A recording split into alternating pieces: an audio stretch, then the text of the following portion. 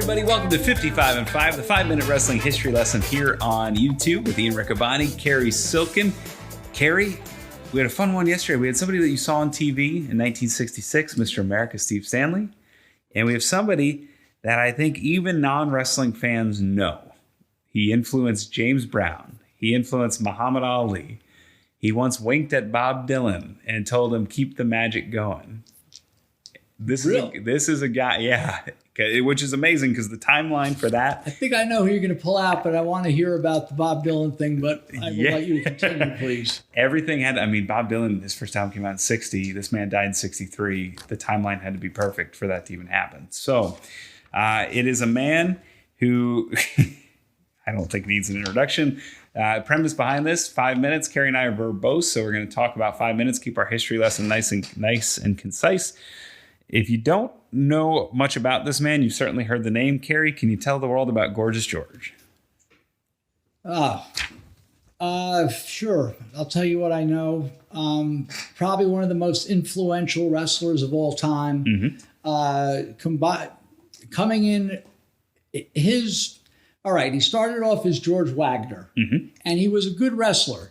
And this is pre-television. Pre-television, yeah. And come the advent of television, I'm not saying the very first time, but coming into when wrestling on television was a big thing. It was Milton Berle wrestling and some roller derby. Mr. Wagner decided to dye his hair, do a hairdo, for lack of a better way to put it, put on a robe, have a valet with spraying perfume, doing an feminine gimmick, and having Georgie pins. The Georgie pins, yeah.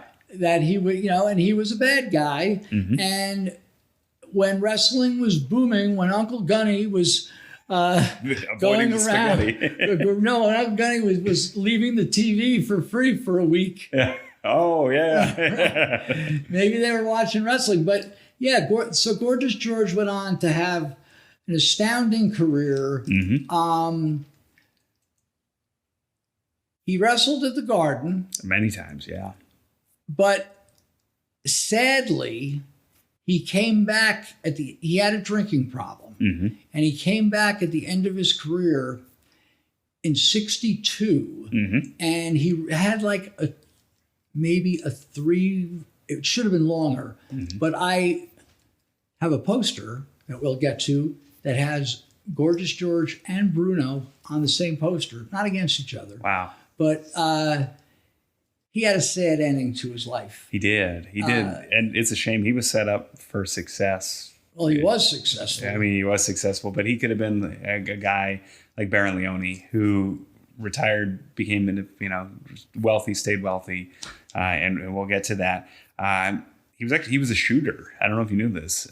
He dropped out of school at age 14, began wrestling in carnivals, and he began getting professional bookings at 17. So what year was he born? He was born in 1915.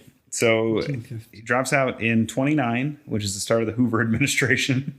And then by 17, it's the beginning of the Great Depression. And he's wrestling at carnivals, and he starts to get booked by Morris Siegel in Houston. And from there, he's looking for a hook. Like you said, he's a good wrestler. He has one of the first known in-ring weddings. I don't know if you knew this. Yeah, one of the first known in-ring weddings. And not only did he do that, but he took it around the horn. Now, that was under George Wagner? Yes. So he did that. He married his real-life wife, Betty Hansen, who was his widow, who helped induct him into the WWE Hall of Fame in 2010. Yeah, they had a real ceremony the first time, and then it just became an attraction. They just took it around, and big box office. And a lot of people think that the George thing was the first time he popped a house, but it wasn't. It was the wedding. And then he sees a guy named Patrick Lansdowne who wore velvet and had valets bring him to the ring. One of the original rock starry, but also kind of gay panic kind of gimmicks that George would lean into.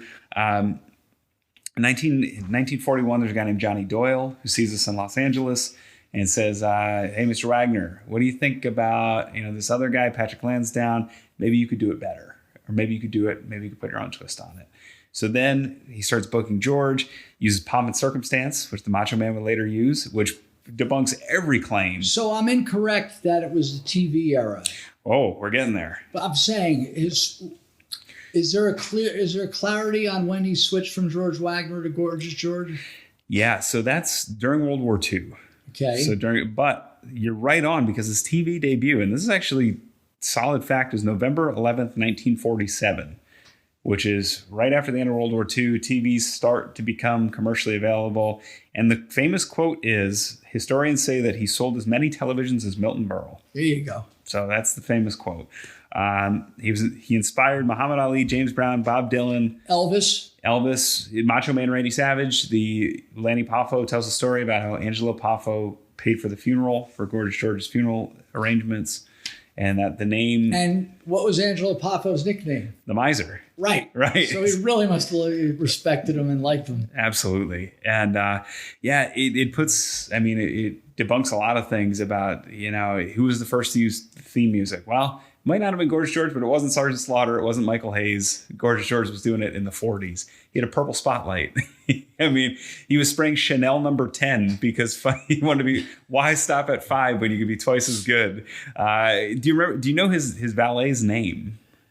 This is a fun trivia question. And we're going past the 5 minutes, but screw it. Fifi. Jeffries. It was a male valet? Well, he had a male. He did have a male valet at one point. Right. And his wife also, Betty, would come down to the ring also.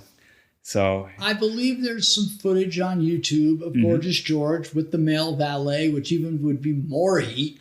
Okay. Yeah. And you go ahead. I'm sorry. No, and he drew big money everywhere. They'd bring him to Capitol. He'd wrestle big matches in DC. You go back to LA, they bring him to, it didn't matter where he went. And he lasted, what I found interesting in my research was I always thought he was kind of a flash in the pan. And he was drawing houses through 62, even through his kidney issues, through the dialysis. Lost him a lot of money because of the health problems, not just figuratively in terms of how much he could have made, but also with medical treatment. But also he got divorced, and that's a sure way to lose money. Yeah, and he owned a massive turkey farm in the Los Angeles area, which he made a lot more money on.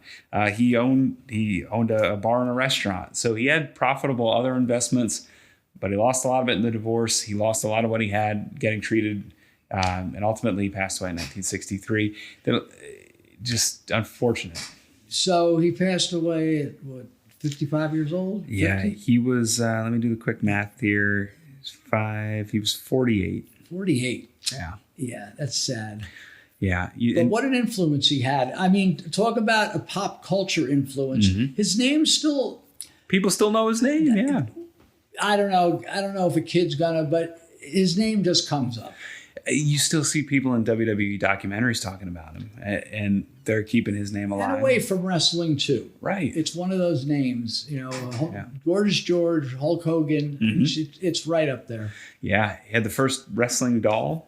Really? Yeah. He had a Georgie doll, and it's really just a head on a... kind of a little pillow, but... We'll have to look on eBay for that. Right? When it comes up... Get you a Georgie pin. There you go. That'd be cool. Yeah, that'd be cool. But really one of the, and speaking of that, one of the first and only people to draw massive money in the United States doing hair versus hair matches. I wonder if he must have lost, if he had to get clipped at some point. 58 and 62 at least. And there's the famous story Ali tells about hearing George do a promo in Las Vegas on a radio station. They were in the same room at the same time. Really? Yeah. And they were doing radio promotion for their upcoming George's wrestling match, Muhammad Ali's fight. And George pulls him aside, Ali says, hey, you can make a lot more money having people hate you and have people dislike you. And I was going to bring that up, but I didn't want to be wrong, because I was going to say that I believe Gorgeous George, besides his the outrageousness of the hairdo and the perfume and the valet, that he was a good talker also. 100%. He would have a lot of these Liberace type quips. Liberace, he he won that lawsuit for defamation, and then he said he was crying all the way to the bank. Right. And that would be the kind of stuff that Gorgeous George would say. He invented the Jesse Ventura phrase, "Win if you can, lose if you must, but always cheat." He'd have these little quips all the time that he'd use. And again, this was eye-opening for me because sometimes they talk about him. Oh, he sold a ton of TVs and then it makes it sound like he disappeared. But he was at the top for, close to 15 years. And that's tough to do, especially with an act where you have to reinvent yourself. Well, good research. Legendary. We can't get any bigger than him. No. Well, maybe. Maybe there's one. but just for the general public, that's right. It's a name. Yeah. This is probably the biggest one on the set. It's a great card. You get to see him in action, giving a nice headlock, cheating. He was a big time cheater. He would incite the crowds. Most of his matches would be between, like you said, Cary, 2 minutes to 7 minutes. He would get more interaction and more, ire from the crowd in his entrance. It was the entrance. Just walking to the ring, taking his time, letting Pomp and Circumstance play, putting the needle back on the record, letting it play again, bringing the purple spotlight. Well, you're going to make me want to go to YouTube now and try. Yeah. I know there's some good footage. Thankfully. Yeah. Thankfully, there's some early LA stuff. There's some 50s LA stuff. There's some Chicago stuff. He was a draw everywhere. Chicago, New York, LA, and drew for a long time. So there you have it. Gorgeous George, probably the biggest star we have in the set. There might be somebody that's bigger in wrestling history. We'll see if he's tomorrow, because tomorrow is, I'll give you this hint, former NWA World Champion. Is it the star I'm talking about?